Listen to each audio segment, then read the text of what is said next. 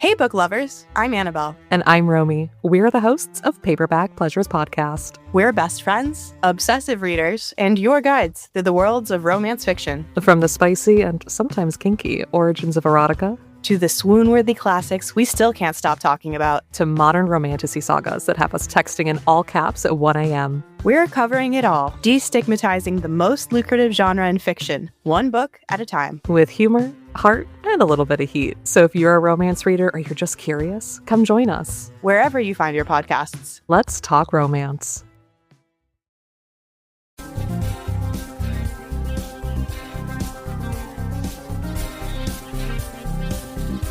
Hi guys, I'm Bri. And I'm Alli. This is Offscript. If you think about it, books are potential scripts for movies. When this adaptation happens, typically it's disappointing because they went off script. In this series, we will be talking about how off script they went.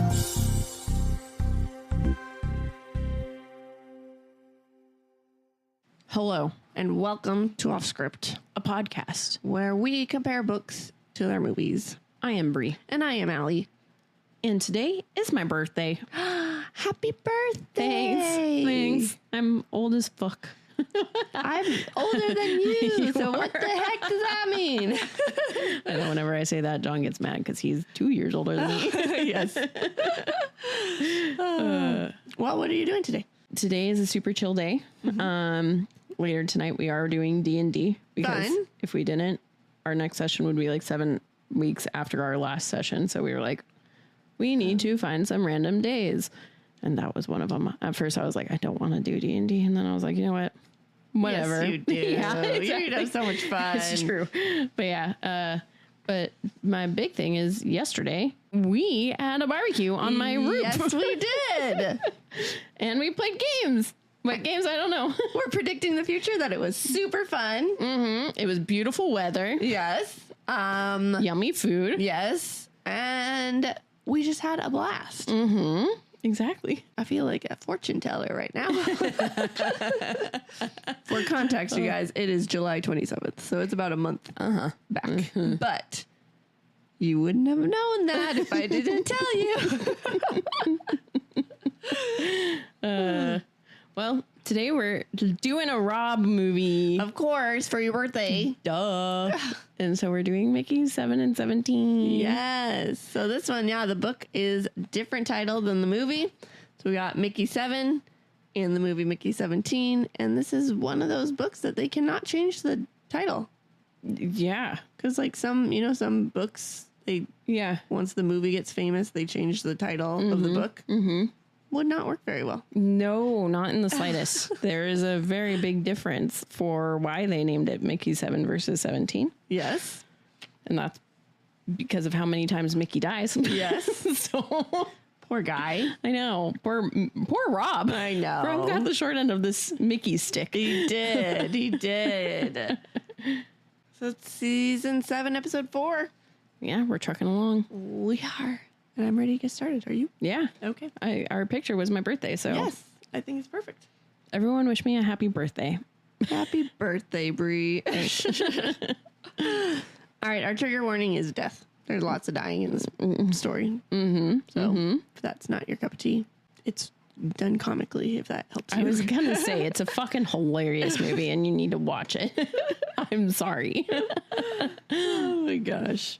All right. So our synopsis is space colonist Mickey Barnes, a.k.a. Mickey7 or 17 if you're watching the movie, tries to survive a beachhead colony on an alien world. The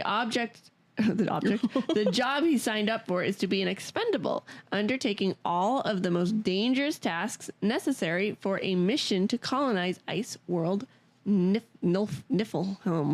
Niflheim. Yeah. Okay. Let's do it. Okay. Our author is Edward Ashton. Our director is Bong Joon-ho. Our screenplay was also Bong Joon-ho. And audiobook reader, I had John Perhala, and Catherine Chin. You listened to it differently than I did. I listened to it on Spotify. I did And I don't have my phone with me, so I can't look it up right now. Libby, or no, Mine was just a dude. I only had the girl every time that it was when he was space, like over the oculars to either Nasha or Cat. Oh, then I probably had the same people. Okay, yes, that's the because only you're time absolutely right. You're that she was absolutely in. right. Yeah. Okay. There was a girl in mine too. Yeah. Cool. I liked him. I thought it was good. Yeah. Yeah. It was entertaining. All right. A book came out February 15th. Happy Valentine's Day. 2022 and movie March 7th, 2025. Damn, that got optioned quick because I've been waiting for this movie for like the last 2 years. Oh, really? Yeah. Yeah. Well, yeah, that is one of my fun facts is that it got paused for a reason. COVID? I don't remember. We will find out Yes, during we fun will. facts. So that's a 3-year difference because you saw it in theaters. Yeah, Oh, I wait, hang on. What did you do first? I watched it in theaters and doing it for Offscript, that was my third time watching it. And literally we've watched it, so it came out in March. I watched it in April and then I watched it in June. So I've seen Wow. it 3 times in like a very impressive. short span of time. Yeah. This is one of my favorite Rob movies. It really is. It beat out a lot of other movies. That is quite impressive, actually. And I read it first. So, yeah. And what are our initial thoughts? It's a funny story. It's a funny story, but it's also a sad story. It is. But it has like They do it in such a good serious- way. Yeah. Yeah. It was really good. It kind of even at the end there remind me of Ender's Game. Oh yeah, for sure. So it was good. I enjoyed it. And why did we pick it? Why'd you pick it for your birthday month? So originally I was picking movies that I hadn't read or seen the movie for that I was really excited about. But then I had to see it when it came out. So I was like, well, I'm screwing up my own movie picks, but I'm keeping it because it's a Rob movie. Yep. So that's why. And originally I didn't have it scheduled for my birthday. Oh, wow. Oh, that's Remember? right. Yeah, Allie was the one. We were talking and I was like, wait, can we swap these? Because I had Beauty and the Beast for my birthday. She just flipped last week and this week. Yeah. And I was like, yeah, I thought it was weird that you didn't put a Rob movie for your birthday. I just thought it was because you love Beauty and the Beast so much.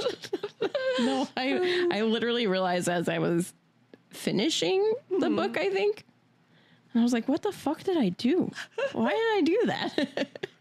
Well, that's why I got flipped. Okay, so I have some super fun facts for you. Woo!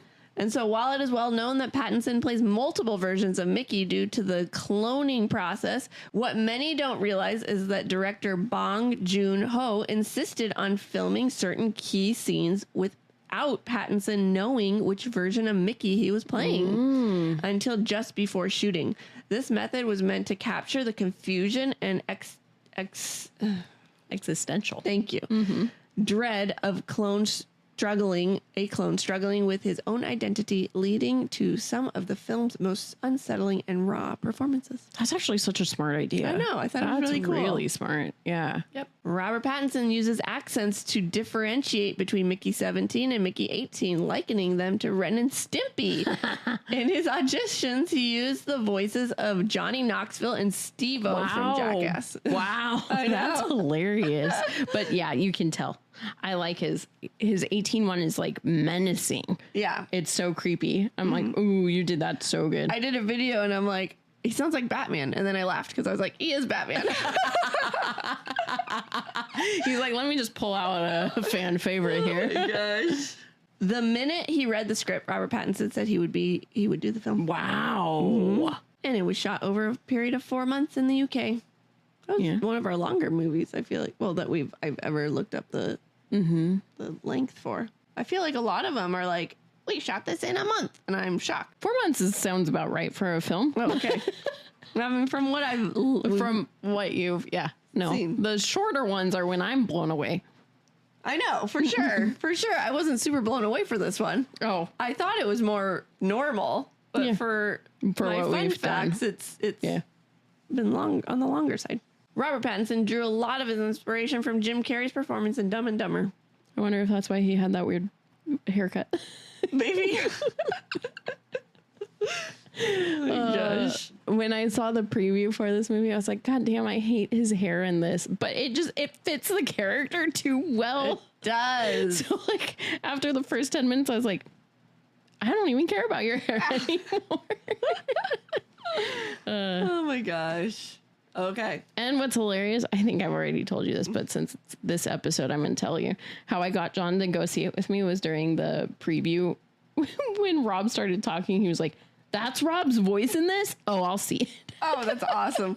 Yes. Oh my gosh. The voice just, I had double take because I was like putting laundry away or something. I was like, what? I think him doing this voice really kind of showcases how versatile he can be because you would never expect him to sound like this ever. He should start doing some Voice acting. Yes. Oh, I would. Actually, he does. He's in anime. I know in the anime, I literally had to go and look at who he was voicing because I was like, as I was watching it, I was like, I swear he's this person, but that sounds more like Willem Dafoe than Rob because Willem was also in it. Right. So then I was like, oh, wait, maybe he's this character who literally has like 2 lines. Nope, it was the character I thought, the one that talks for the whole entire fucking movie, and I couldn't tell it was Rob. Was it the boy and the heron? Yeah. Mm-hmm. He's in Tenant? Yeah. Yeah, I think he needs to do more voice acting. Okay. All right, cool. Shall we start? Yes. So the book goes back and forth between present and past. So I don't know who starts first. They start pretty much the same, yeah? Yeah, yeah. Okay. So we're following the life of Mickey7, and he fell down in a hole. And his friend Berto, Here's a difference. In the book, it's Berto. In the movie, it's Timo. I don't like why. It made no sense. I get why. Why? Because although in reading this, I realized that Mickey7 has other books. So it's a book series. So who's to say that Berto doesn't turn into this? But Berto was actually like a friend and wasn't a scumbag, whereas Timo in the movie was. Scummy. Yeah. So I think if they called him Berto, that would have been changing this character completely. Yeah. So I guess good on you, Bong Joon-ho, for being like, well, I'm changing this character, so I'm going to change his name. I guess that's true. So his friend Berto left him and saying, hey, we're nervous. There's creepers down there, but you know, it's okay. You'll be dead soon. Don't worry about it. Bye. And Well, first he tried to help him. He was like, are you sure you don't want us to come? And Mickey was like, yeah, you're right. oh, yeah, but I didn't feel like it was a real. Yeah. The only reason I say that is because in the movie, Timo just doesn't. He goes down. It's even worse. He goes down into the hole, just like halfway down as far as Mickey's dropped, to pick up his flamethrower gun that he was dropped. And he's like, oh, I'm just taking this back. And Mickey's like, Okay, bye. Can't you bring me? And he's like, well, you're going to die anyway. Yeah. So like, to me, it was worse in the movie. It was worse in the movie, yeah. Because in the book, they were in like the helicopters or whatever, the planes overboard, and they're like, they're like talking with him, trying to figure out like, how far down are you? Can we get you? Yeah. I don't think it's smart. You're just going to come back anyway, so maybe we shouldn't get you. Yeah. Yeah. So his girlfriend Nasha wanted to risk it, but Mickey's like, no, it's dangerous. Don't, like, I'll come back. It's fine. Well, at first, the reader, if you hadn't watched it or not, like, you're like, what the heck?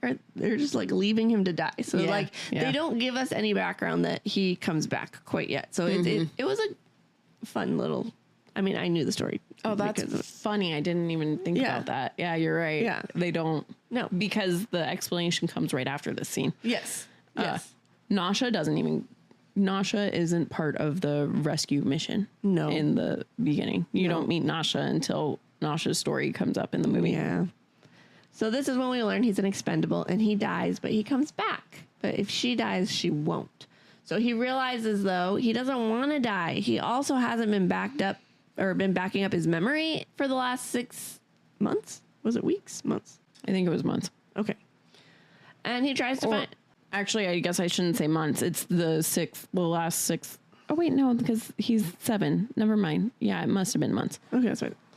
He tries to find a way out, and then a creeper comes, and he's like, oh, great, I'm going to die.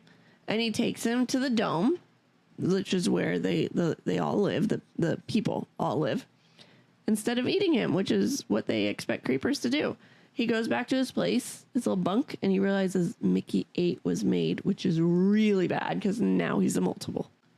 So in the movie, the creepers do save him, but it's fucking hilarious. They don't take him to the dome, and so they just kind of drop him in the middle of nowhere, and he's sitting there yelling at the creep. This is one of my favorite scenes, and he's like, hey, just because I've been remade, my meat's still fresh, you can still eat me. I still taste good. After he's like saved and like at the place to like go back home, he's like, no, what are you doing? Because it's so insulting. I know, that's the funniest part, because they've been taught that these creepers are violent and the enemy. So in his head, he's like, okay, they're supposed to kill me. And it took him telling Nasha at the end of the movie for her to be like, I don't think they're harmful then, like if they had saved you. And I was like, dude, they literally like, they were carrying you on their back. They were like, what? That is funny. It took him so long in the movie because he pretty much realizes it right here in the book. Yeah. But I think it's because in the book or in the movie, the driving force of the story is the creepers and the fact that they're the enemy, because there are a lot of the drama and tension in the movie, or the starting point for it. So I think that's why. Okay. Yep. And it's Mickey18, not Mickey 8. Yes. So now we have a flashback in the book. Oh, also, because in the movie, they don't know to call them creepers yet. And in the book, they're already calling them creepers. Yeah. Yeah.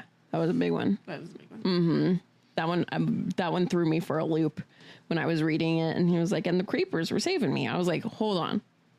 You already know that they're creepers? Yep. Like, what? It was, what made me really sad is I really wanted more, now I'm kind of jumping ahead, but I really wanted more of Mark Ruffalo's character in the book. No, I'm just shaking my head.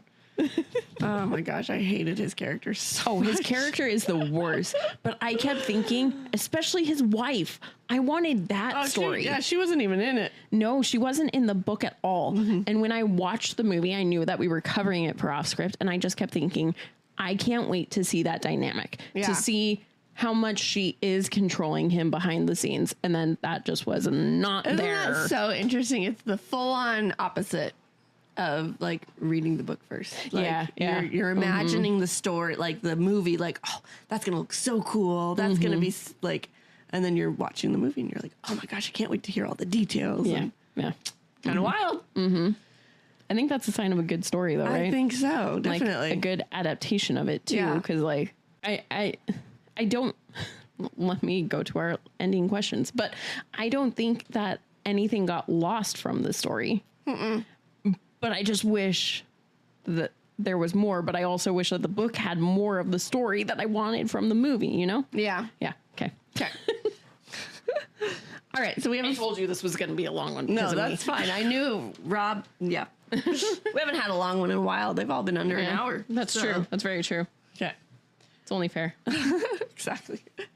So, flashback, we learn why Mickey chose to be an expendable. He was the only one that applied for the position first because no one wants to die all the time. And he had to sit through a meeting with this long list of possibilities on how he would die. And he's just like, yeah, whatever. Okay, yeah, I'm good. And in the end, he said, yep, he just wanted off Midgard. And he's a historian, but that's more of a hobby because he doesn't really get paid for it. And this is his way to make some money and leave the planet. In the movie, he does become an expendable, but it's because him and Timo were, or Timo? Timo? Timo. I think it's Timo. Timo. Him and Timo were making a macaroon business, and they borrowed money from a loan shark, basically, who was a very violent guy and was coming after them. So they needed to get off the planet so that he couldn't find him and kill him. Yep. And so they're like, let's get off the planet. That kind of comes into play in a little bit, but different. But yeah, but he was not a historian. And no, not in the movie. He wasn't. I mean, he was trying to make some money by leaving the planet, but no, not really. All right, so we're back to present day. Oh, but also, did you... I think I told you before you watched it when I first saw it, but I don't know if you remembered. So did you catch that the girl who teaches him all about being an expendable in the movie is his love interest from the Bad Mother's Handbook? I didn't, but I thought I recognized her. Yeah. That's so funny. She lost all of her baby weight, and so she looks really super skinny. And I had to go and look it up, but I was like, I'm pretty sure you're her. That's so cute. Yeah. I was like, oh, a little reunion. Yeah, right? Mm-hmm. Aw. All right, so he goes to the room and sees Mickey 8. And they're both like, oh, crap, this is not good. And they talk for a little bit, and they're trying to figure out who's going to die because there cannot be two of them. Like, it is bad news, and we'll learn about why in a second. If their leading commander comes in, he's going to kill both of them, so they got to figure it out. They decide to take a little break and calm down. Mickey 8 goes and showers because he has all the like goo on him from being created. And Mickey7 is in the room, and then here comes in Berto. And they chat for a little bit. Mickey7 learns that Berto has been lying to him about how he died because he's like, oh, dude, what happened? He's like, oh, man, yeah, you know, the creepers got you. It was really bad. And Mickey7's like, okay, I know for a fact that's not true, so this sucks. Mm-hmm. And he's wondering if he's done that with past deaths, too, because Mickey relies on his friend to tell him the truth. And Berto leaves. Mickey 8 comes back in. They do rock, paper, scissors. Sue's going to die, and Mickey7 lost. So he's like, that sucks. Okay. So in the movie, I also realized that there's a point when Mickey is learning about becoming an expendable, and they're like one step away. He just has to kill himself. He then talks about how he thinks he killed his mom, and his mom's not in the book, and that whole story is not in the book. Mm-hmm. And then, so this part threw me for a loop when I was reading the book because Mickey7 and Mickey 8 are so like cordial with each other, and they just talk all peacefully, whereas in the movie they just start fist fighting right off the bat. I know. In the book, they're kind of like friends that get annoyed with each other, but they're still friends. Yeah. Whereas movie, they were like, oh, fuck this. You have to die. Yes. No, you have to die. And so they just start fighting right off the bat. And then Berto, the thing too is Mickey in the movie knows exactly how he's died every time. He doesn't not know. Mm-hmm. So then there's no Berto needing to tell him the lie.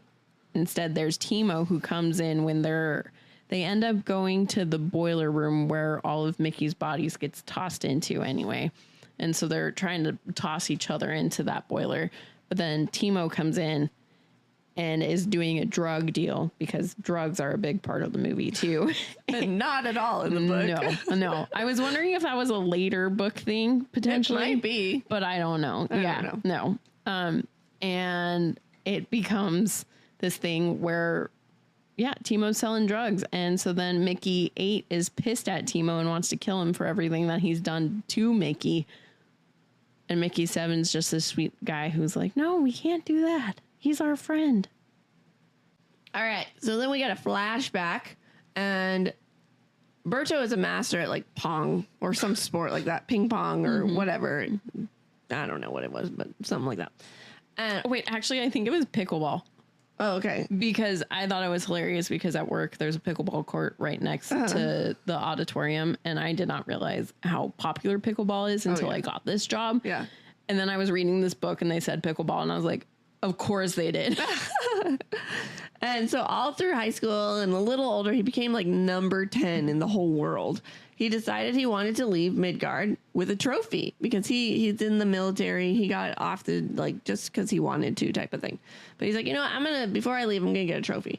And Mickey bet against him because he's like, then I would double my money when he, like, loses. Mm-hmm. But Berto won. And this is why Mickey was in trouble because he didn't have the money to pay the guy.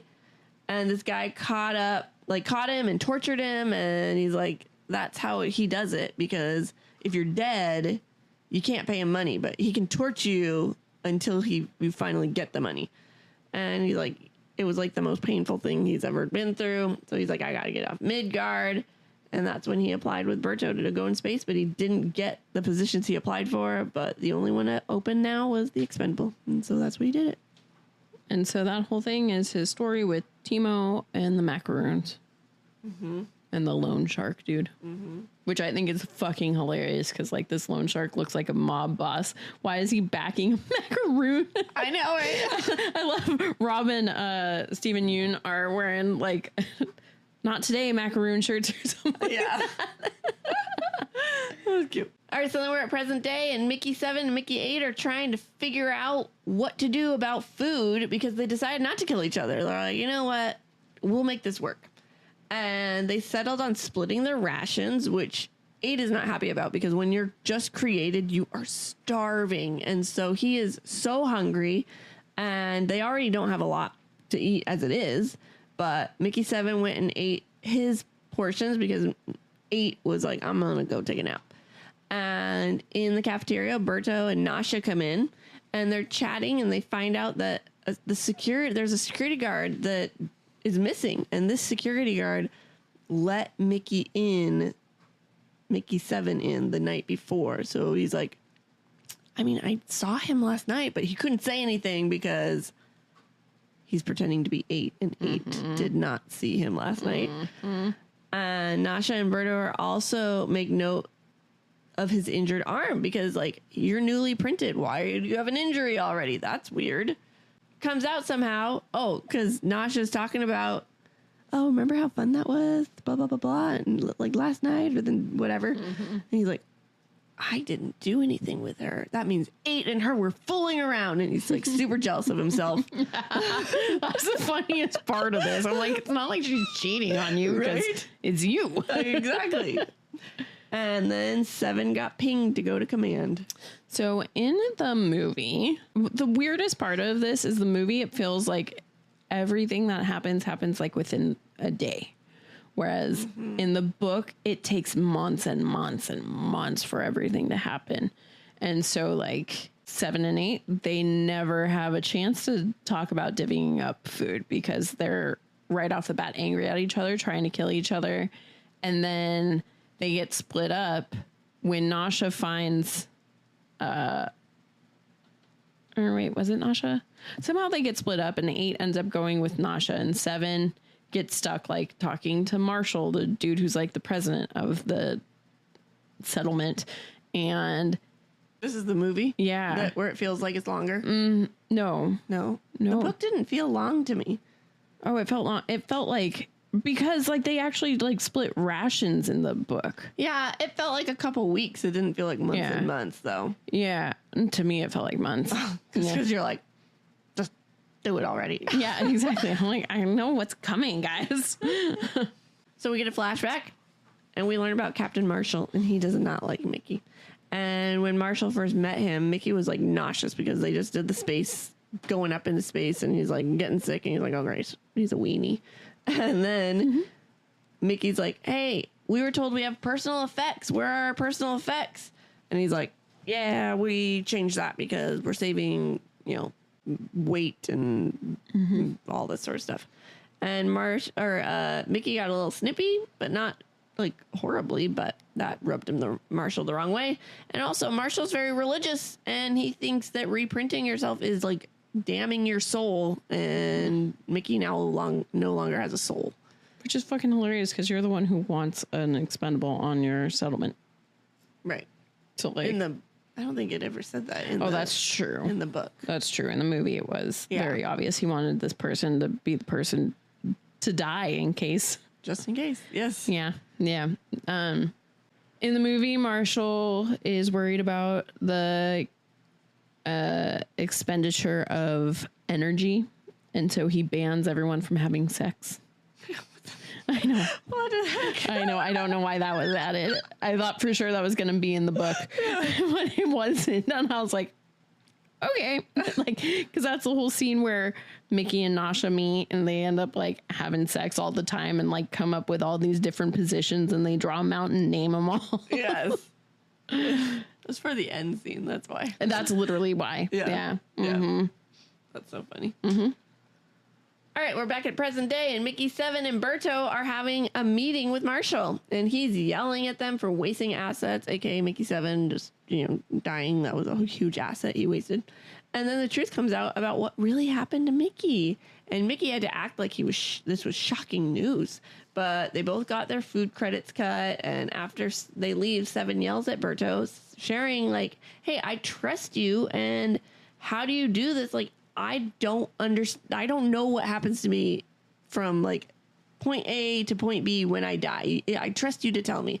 And Berto felt kind of bad about that. And 7 goes back to his room and he has to wake 8 up, and they talk about plans. And the next terminal or suicidal mission they're called out on, 7 agreed he'll go do. He also gave him his last rations for the day, and then he got pinged again to go to command. This part does not happen because Berto isn't there and they're not meeting with Marshall. Like in the book, it seemed like Marshall was this person that they always met with to like talk about their plans and stuff. Whereas in the movie, seemed like a legit commander. Yeah. Whereas in the movie, he's definitely just a joke. Yeah. He's like the guy paying for the trip that thinks he's the commander, and like they're trying to make media propaganda with him. He is essentially Trump. Yes. Yes. And I do know for a fact from a Comic-Con that I went to and I watched his panel, he said that he drew inspiration from some real life people and implied who he was. Yeah. It was like not hard to figure out at all. As soon as he went on, he's got like the orange tan. He's even super straight teeth. Yeah. He talks like him. And it's like, I just want a funny movie. I hate this. I hated it. Like to the point where I'm like, I don't want politics in my movie. I just want a funny movie. And kind of ruined the whole movie for me. Oh, stupid Mark. I know. Bad choices. All right. So now we're back at a flashback, and Mickey is training with when he first signed on, and he's training with his girl Gemma, who apparently was his love long ago. Yeah, in a different movie. And she taught him everything there was. His final exam was to put a gun to his head and kill himself, and he went to pull the trigger, and she said, okay, you passed. You don't have to really do it. This happens in the movie, but it's not. He doesn't want to do it, and she takes the gun and puts it to his head to do it. And he like gets it away from her. Yeah. Yeah. I thought that was interesting. Wouldn't he would have failed then. Yeah. Yeah. But he passed in the movie still. He's still an expendable. Yes. That's because they're like, well, you're far enough. We still need you. Back to present day, and he was called to go out on the field with a team looking for whatever took their men, knowing it was probably creepers. And while they're out there, he's chatting with Kat, who's his other girl, and people on their teams, and this is when the creepers come. And one of the guys is gone, and 2 others have creepers all over them, and they just run to get out of there. And Mickey and Kat got away thanks to Berto coming in, distracting and saving the day. This is where her girlfriend dies. Yeah. And So it's Kai. yeah, in the movie, what's funny is I have that, but I had Kai, not Kate, not Kat. Oh. So in the movie, it's not Kat, it is Kai, and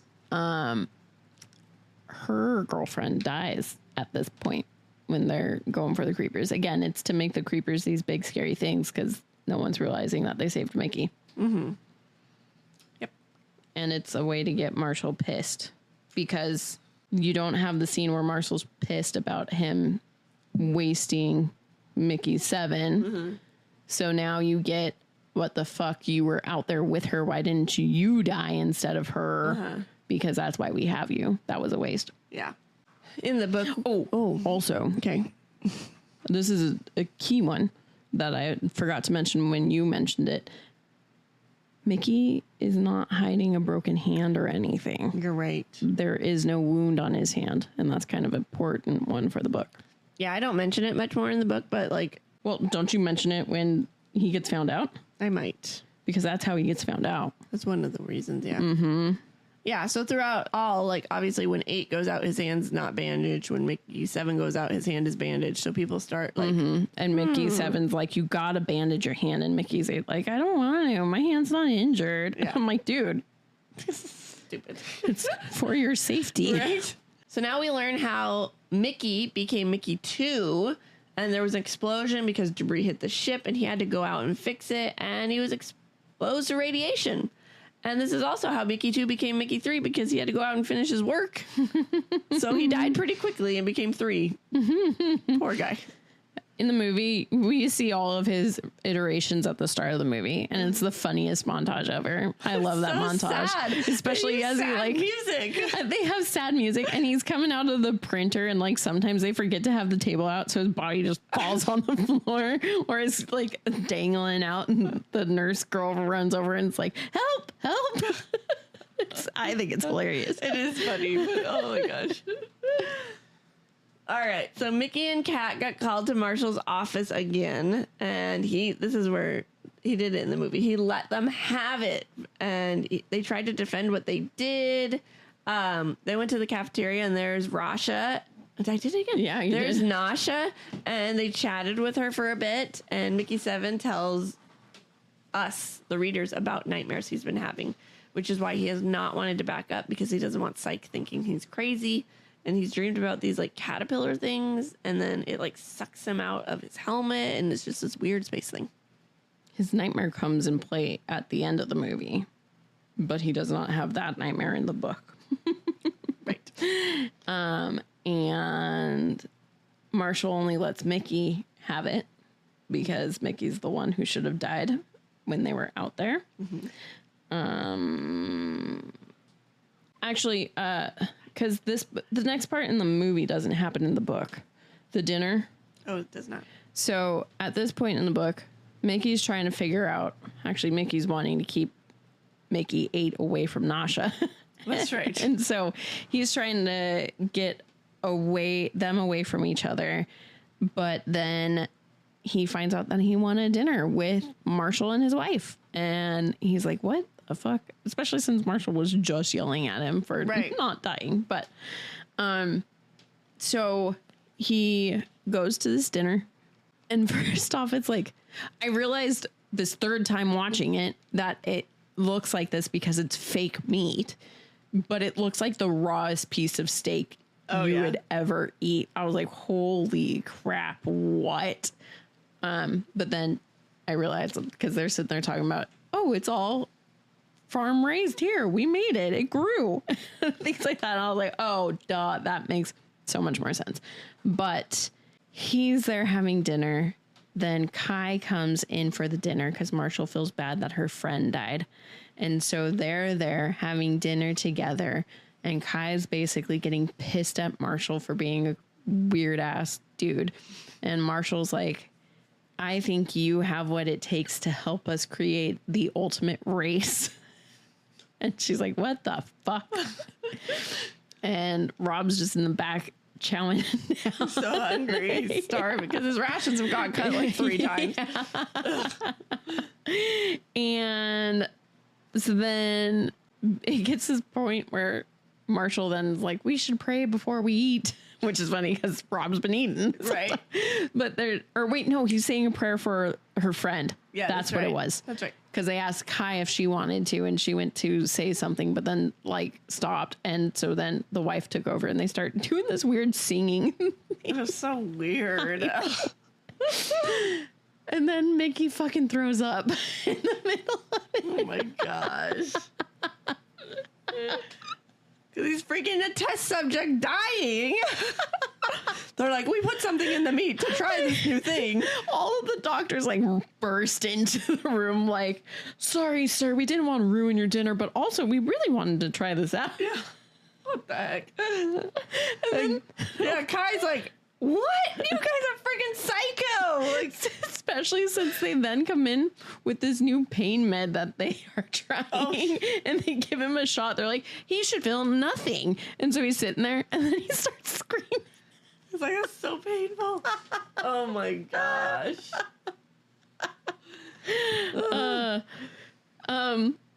So that hilarious part happens. And then Kai takes Mickey back to her place. And I will let you get to that part. Okay. So we have details on him and how him and Nasha met. And they were people who are these ghost chasers who are the same religion as Marshall. But so like they believe that, you know, Mickey no longer has a soul. But man, that's kind of kinky. I want to sleep with him.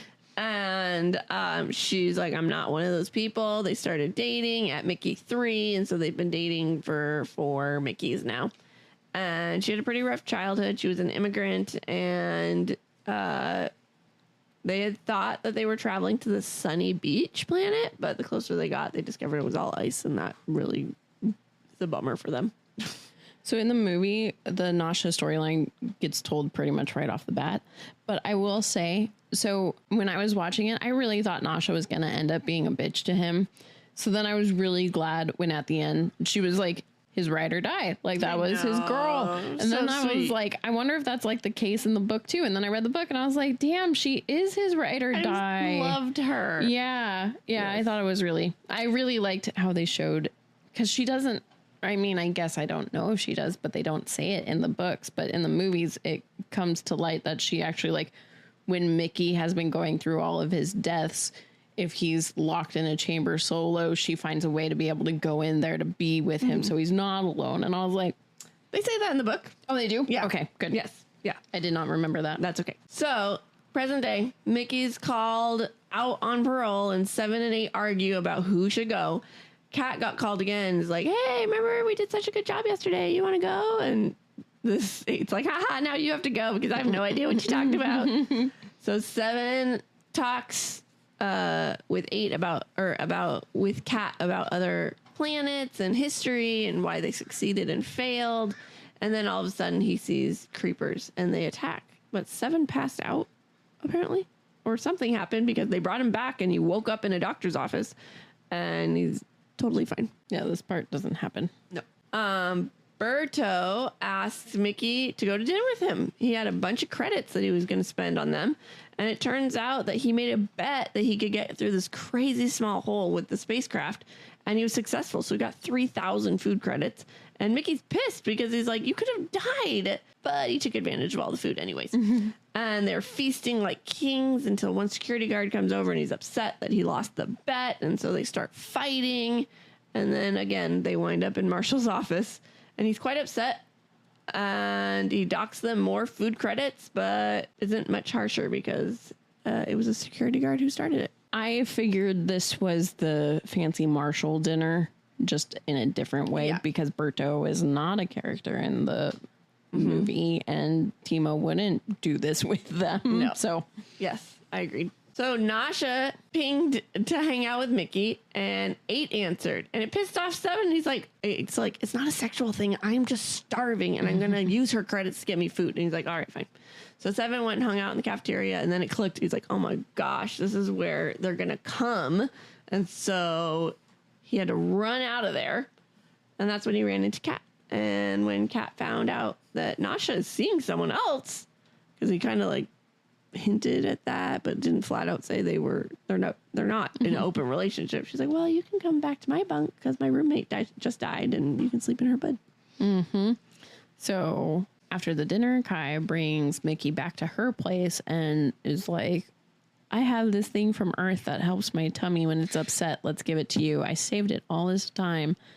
And I was like, why would you save it and give it to this dude? And like, can't you just make it yourself? Like, it's tea. Yes. Yeah.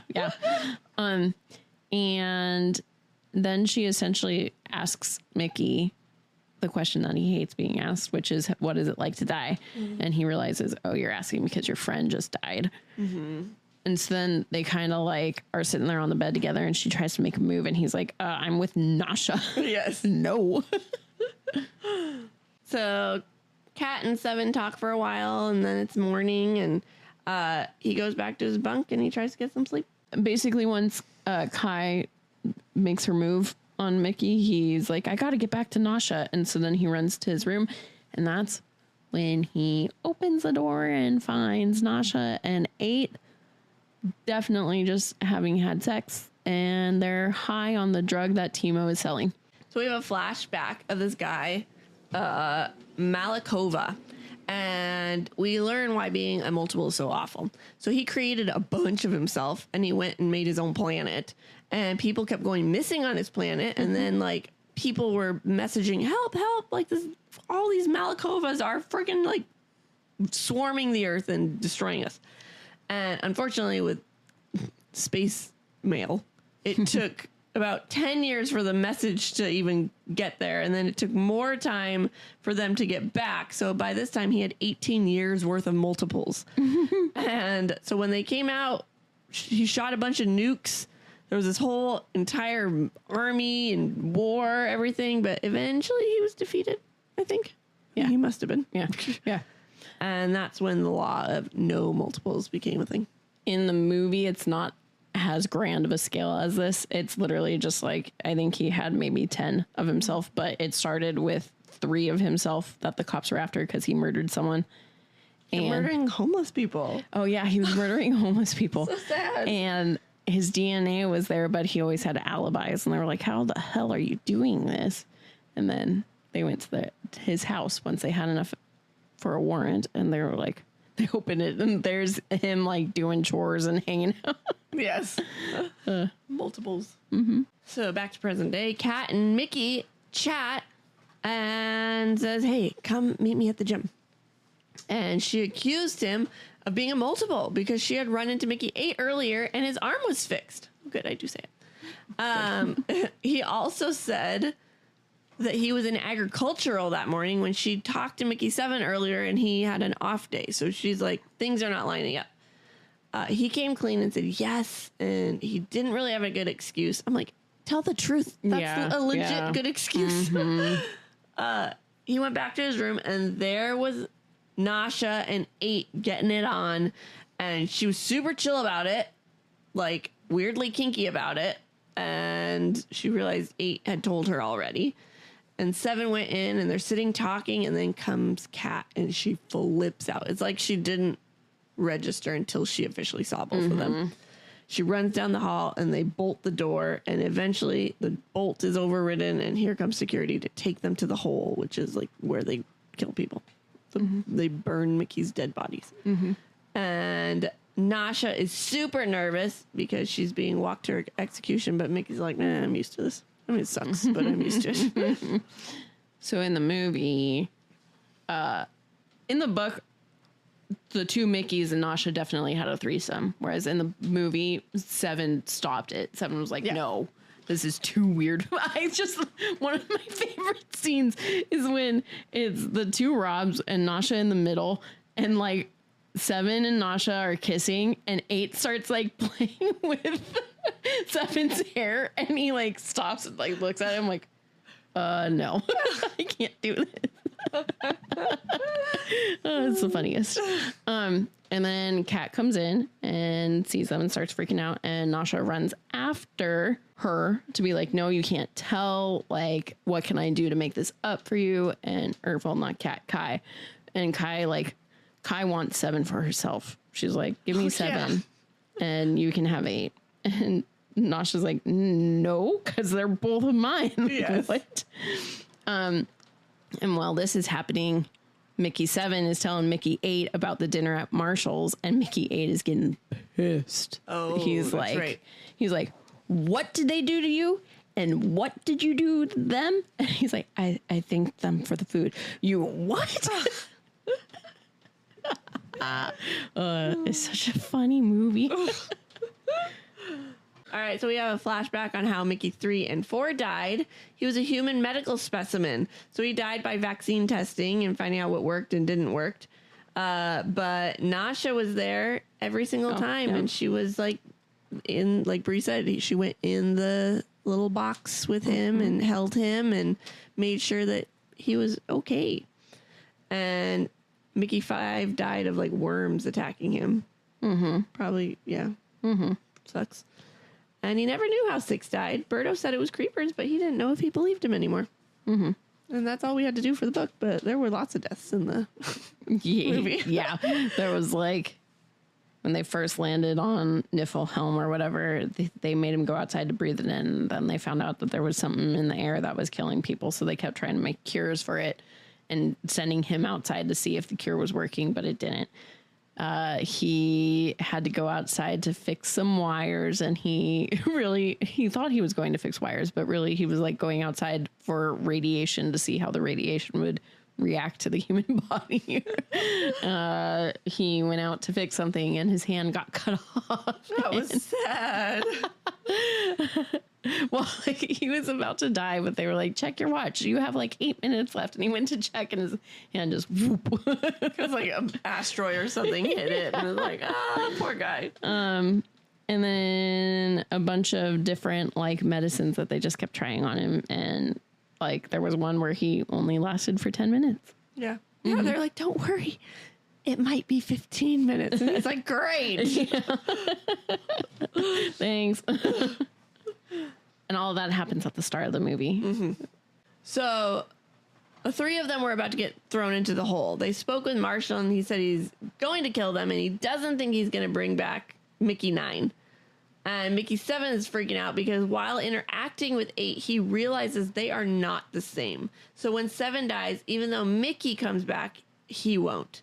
And Marshall talks with 7 about the tunnel system in the ice because that came up, and how creepers are down there. And 7 told him everything from when he was dropped in the ice to present day. So basically, after Mickey 8 finds out what Marshall did to Mickey7 at dinner, he grabs a gun and goes. And Marshall has brought this rock from the outside inside, and they were cutting it to see the inside. I don't get the rock thing, but they were gonna like make it a oh yeah, like everyone's names was gonna get etched into so it was it. Gonna be like a statue of, like, not a statue but like a plaque. Yeah, yeah. And so they cut that open, and there's a creeper inside, and Mickey 8 comes to kill Marshall, but then a creeper's inside, and all hell breaks loose. And this is how Marshall finds out that there is a Mickey17 and 18. I just realized I've been calling him 7 and 8 because of the book this whole time. My bad. And then they get taken basically to the hole, but Marshall's preparing for war because now they have a creeper baby held captive, and all the creepers have started to swarm the ship. And they're obviously about to attack us. Whereas I wanted to be like, guys, they've been swarming your ship for how many hours and they haven't attacked you? Right. Do you really think they're trying to attack? Just give them the baby back. Right. That's all I want. And this whole time, freaking psycho wife is like obsessed with sauces. Oh, yeah. Yeah. And like she's cutting the creeper's tail off and making sauce out of it. That was so gross. So gross. I felt so sad for it. It's a baby creeper. What's funny is John said he would have liked the movie more if the creepers weren't a part of it, because he doesn't like anything like alien or creepy like that. And so once he saw them, he was like, oh, I don't like this movie. But then he watched it and he was like, okay, I liked it for Rob's voice. And Rob was the best part of the movie, but the creepers ruined it for me. I was like, I think they were cute. They were cute. All right. So we have the last few days. 7 has been hearing cut-ins, and so the last few days there's been like cut-ins and cutouts on his oculars, and he's been hearing like and he's like, what the heck is that? Well, he heard it again, and he assumes it's Mickey 8 sleep messaging him, but he confronted him about it, and Mickey's like 8's awake right now, so they have no idea what this is. They were brought to the incinerator, and Marshall's talking to them, and he wants some things answered. So he calls 8 out on all the BS that he was doing. And he's like, you're not coming back to life. I'm so sick of this. And he's like, you have to, because... Oh, no, 8 calls him out on the BS because he's like, you're going to bring us back because you need an expendable. And he's like, nope, Cat's going to be my new expendable. She already agreed to it. And he's like, what? Cat? Yeah, that doesn't happen in this movie. No. I mean, Marshall is going to take them both out and doesn't plan on bringing them back. But he's not making a new expendable. Oh, this is also the point in the movie when Nasha realizes that the creeper saved Mickey. Oh, and then after Marshall essentially is trying to figure out what to do with Mickey7 and 8 and Nasha, they get locked up in cages, and Timo comes and is like, the loan shark found me, and he wants a video of someone dying, and guess what? It's going to be one of you Mickeys. Yeah. But then Mickey8 comes up with a good plan to get out of that, and Nasha helps him, and then they get out of the cages, but then they have to go to Marshall. Yes. So then we learned some detail on antimatter, and when it comes to creating planets and destroying them, basically it's a nuke. Okay. All right. So 8 and 7 are instructed to go out and explore all the holes where 7 originally fell to find all the creepers, and they're strapped with like basically suicide bombers. Mm-hmm. And when they found them, they're supposed to blow us up with all the antimatter. And they're exploring down there, and at one point they split up, and 7 has no idea where 8 is. He's not answering on his oculars anymore. So while he's trying to decide what to do, he sees a creeper, and then he hears it on his oculars. He let him know that they destroyed something. He assumes it's 8 and asks if he was a prime. He's like, I don't know what this is, but I'm going to say yes. And they agreed to talk to him. So in the movie, like Allie said, the wife is obsessed with sauces. So the whole thing for 7 and 8 to go out and about is to get as many tails from the creepers as they can so that the wife can make her sauce. And if they try to escape, then Marshall has buttons that will blow up the Mickeys, and they can choose which Mickey. And basically whoever brings the most tails is the one who's going to get to stay alive. So weird. But then 7 realizes that they are friendly because of Nasha and because of the scientist people. Like, you find out before they get sent out that the scientists have been working on this way to talk and communicate with the creepers, because they realize that the creepers have been trying to chit chat and communicate. And so Mickey then realizes and goes to like the main head honcho creeper and is like, hey, they're going to kill you. What are you doing? We need to fix this. What are we doing? And then she's like, you need to bring me my baby back, and one of your people need to die because you guys killed one of my kids, because one of her kids did get killed earlier. Yep. So then we get this random story about this colony on like that was called Longshot. That it was they were like not nice creatures on this, but eventually time went by and they worked out and they got used to each other. It's all shadowing what's about to happen. Mm-hmm. Yeah, that part does not happen in the movie. Nope. So 7 went back to the dome and convinced Marshall to come out and talk to him in person. He let him know that the creepers have the other antimatter bomb and that 7 talked to them and that they created a truce. He's their only liaison, though, so Marshall can't kill him. Otherwise, the creepers are going to attack, and they have the antimatter bomb. And Marshall is furious but can't do anything about it. 7 goes into his bunk, and he cries over 8 dying, and Nasha comes and comforts him. So 18 in the movie then goes and kills Marshall. He runs over to fight Marshall and then presses his number for his bomb to explode, and Marshall and 18 die. And 17 never really cries about it. Mm-mm. It's like deuces. Yeah. It's like, thank God you're gone. You were a dick. Yes. So the next morning he goes to Marshall's office and Marshall's like, I'm so sorry. You were in the right. I'm just so sorry. And then he says, okay, we need you to put this antimatter back in the container. But we're not going to ask you to back up. So just do it. And this is when Mickey realizes this is a whole, like, they're trying to kill him. And he's like, yeah, I'm not going to do that. And I quit. I'm not expendable anymore. He's like, you can't do that. And I was like, he's like, yes, I can, because you can't kill me because I'm your only liaison with the creepers. And Berto comes in after he's done talking to him. And he's like, how are you doing, Mickey? And Mickey punches him. Says, yeah, we're good now. He's still pissed at him, but they're better. Yeah, this part doesn't happen because now, essentially, they are destroying the expendable program, him and Nasha. Oh, wait, there was also... Before Marshall died, Marshall and his wife were going to get arrested for abusing pretty much everyone that they were in control of. And then the wife like freaks out and Nasha almost kills her. But then she gets the baby to bring the baby out to the creeper because Mickey told her to bring the baby because that was one of their sex positions. So he's like, C3. And she's like, oh, I know.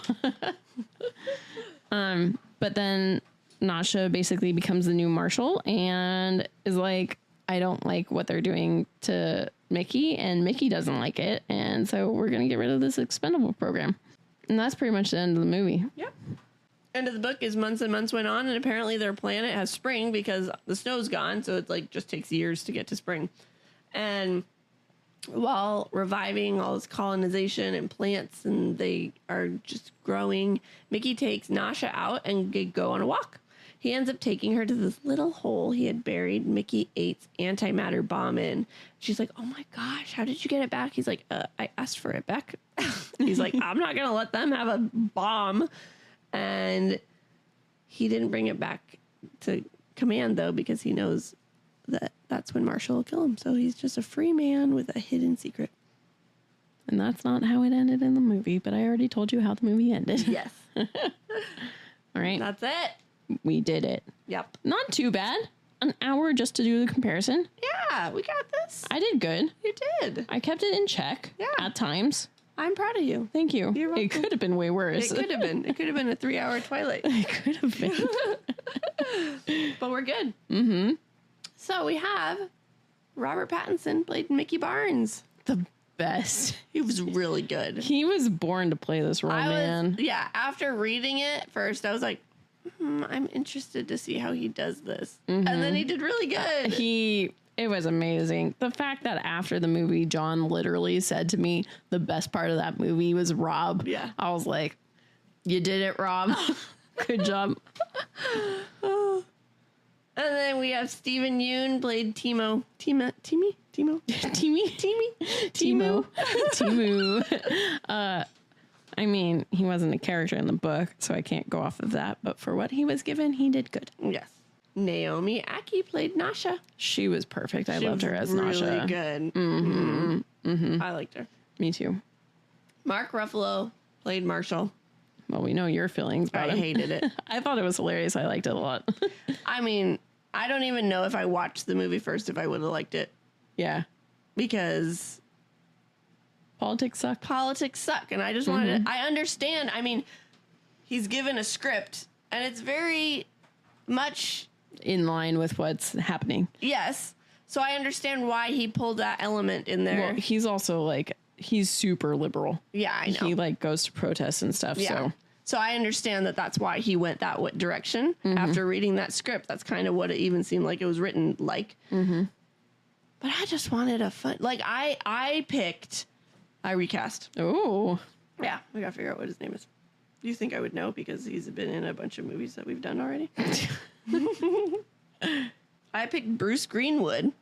Okay. But yeah, but I want him to look like he did in The Fall of the House of Usher. Okay, I could see that. Yeah. So it was as Book Marshall. Yeah. That's who I picked.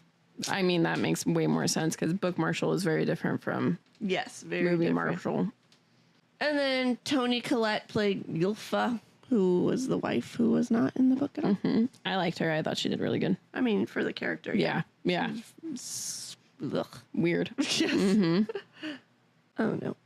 Anna Maria Vartolomini. There's no N in there. What am I doing? I don't know. I was like, stop saying the N, Allison.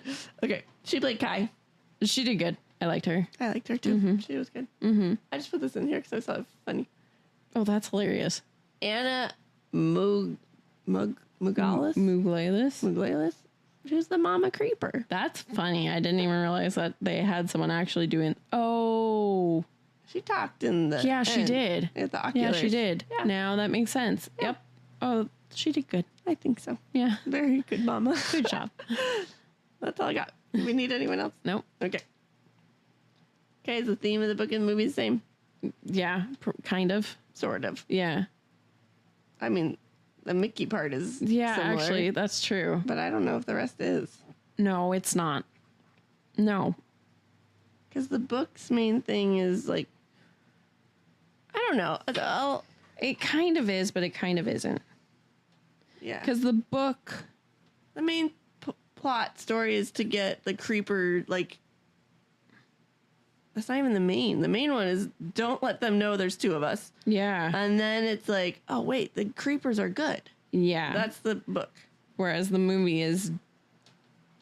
Drugs and... Yeah. Loan sharks and Yeah. keep them away from us and There's a whole lot of story, actually. Mickey just dying all the time. Yes. Do the characters stay true? I would say for the most part, except for Marshall. Yeah, Marshall and his wife. And then 8 and Timo. 18. Yeah. Yeah. So maybe not. So Mickey17 and Nasha. Yes. There you go. They did good. And what do you prefer? I don't think this will shock you. Nope. I prefer the movie. Shock. I prefer the book. Yeah? Yeah. It would have been, I think, movie if If you watched Marshall it. was Marshall. Oh, No, yep. I don't even think Yep. if I watched it first. If Marshall was book Marshall, I think I would have preferred the movie. That makes sense. But it just kind of ruined the whole... It didn't ruin the whole thing for me. Like, I really liked every other part that he wasn't in. That makes sense. That makes sense. But it was... No, I still would watch it again. Oh, yeah. Yeah. I love it. I will say, this is one of the ones where it's kind of hard because I did enjoy the book, too. The book was a really good iteration. So it wasn't like a hard, this is what I'm choosing because of this. But it was Rob. But exactly. It's Rob. It's a fucking hilarious movie. It's hilarious. I love the movie. Yeah. And would you recommend it to a friend? Absolutely. I already have. Yes. Sierra, the second person I watched it with was Sierra because I said, Sierra, you have to watch this. And I'm pretty sure I told Allie, I was like, if we weren't covering it, I would have told you that you had to watch this. Yes. Yep. Okay, cool. We did it. We did. All right. And we got a website. Offscript253.wixsite.com/offscript. Yeah. We got some fun stuff on there. Yeah, you can rate us. You can subscribe to us. You can give us some reviews. That would be helpful. We just have a donation thing now. Yeah, that would be super helpful. You can either donate once or Recurring. thank you. I was going to say, or you could subscribe to the donation. And I was like, that's not what I'm trying to say. Not at all. We have merchandise you can buy. You can sign up to help us drop off some bookmarks to little free libraries. And then, as I said last week, I have started video editing for Panel by Panel. So you should go ahead and check that out, especially if you're super into DC Comics, Superman. Right now, he's talking about the Superman curse, which I don't know if anyone knew about this curse. I did not. Oh, you didn't? Pretty much, there's a lot of bad things that have happened to the leads of Superman, like Christopher Reeve's paralyzing accident. I can't remember what the other ones are, but it's a Superman curse. Wait, interesting. Yeah. Very cool. Okay, cool. Wednesday we might have a mini-sode for you. Up in the air. We have plans, but can we get them recorded? I don't know. Just tune in and see. And Monday we got American Psycho. Hell yes. Did you just put that on there because I didn't know the difference between Psycho and American Psycho? Or was that always planned? What? There's an episode that we talked about where we brought this up.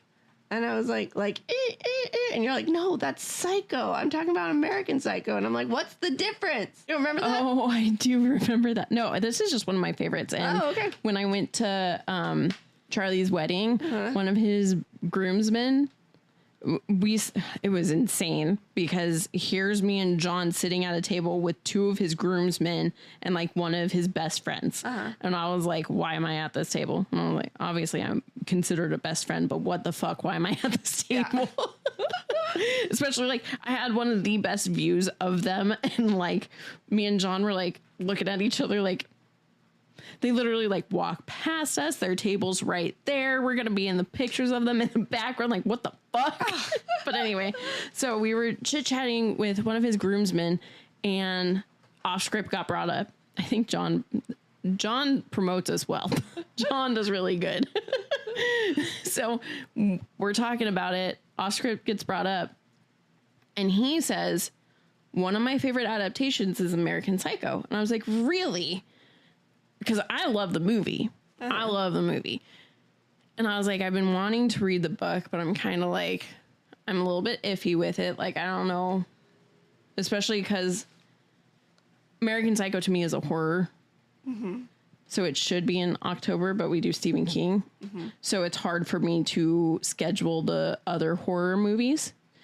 But he then, I can't remember what exactly he said to me, but he was like, if you like the movie, you need to read the book.